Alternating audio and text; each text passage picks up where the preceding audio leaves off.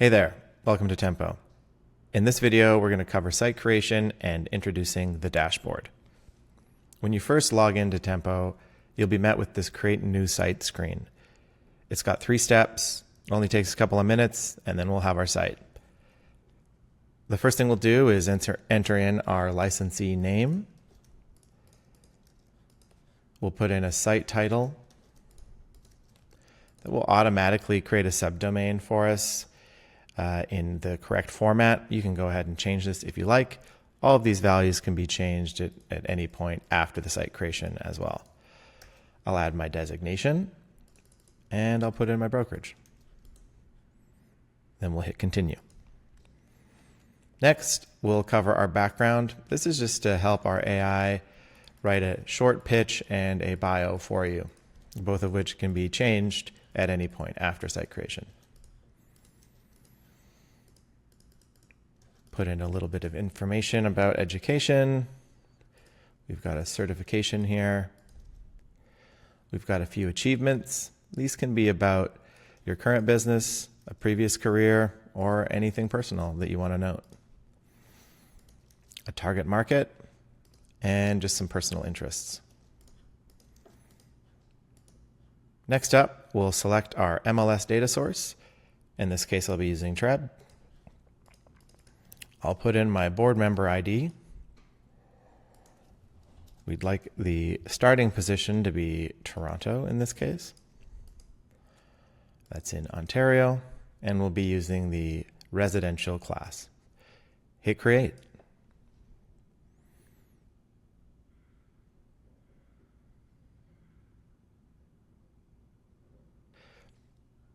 And just like that, we've got our site. We can check out a draft version of the site by clicking on the draft link. And we can see we've got our designation, our name, our brokerage, a pitch, a bio written by AI. All of that can be changed.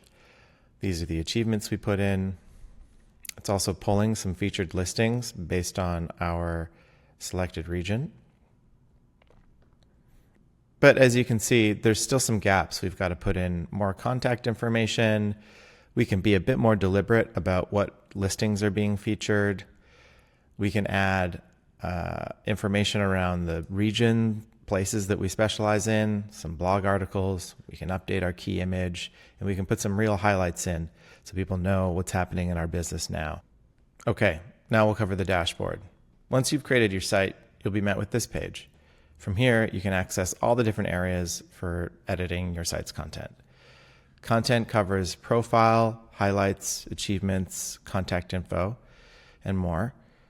Listings is where you can feature listings, pull in your office listings if your board supports it, and enter in sold listings. Your blog posts and journal entries. Your media library.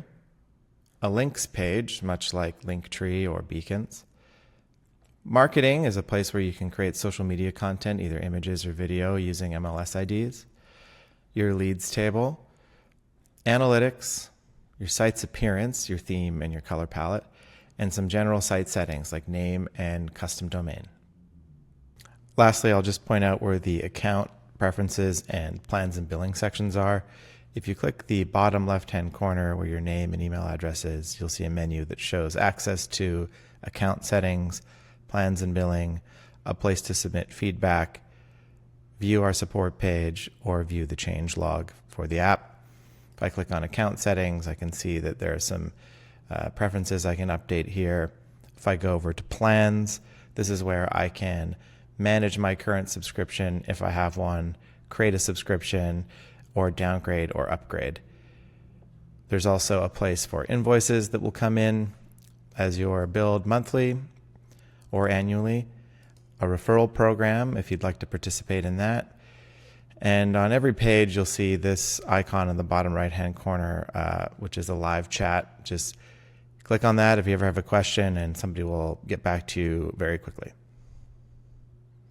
One more thing worth mentioning is the site progress indicator. As you complete different tasks of content entry on your site, they will be indicated here as you complete them This is a great way to just see how much of your site you have content entered for. Of course, it will look better and also rank better in search engines if you do complete these tasks. So we give you an indication of how far along you are here. And if anything hasn't been done yet, one of these areas will be clickable, and it will bring you to the field that you would use to enter that content. All right, that's it for a intro to the dashboard. In our next videos, we'll be going through the content entry for each one of these sections in detail. See you there.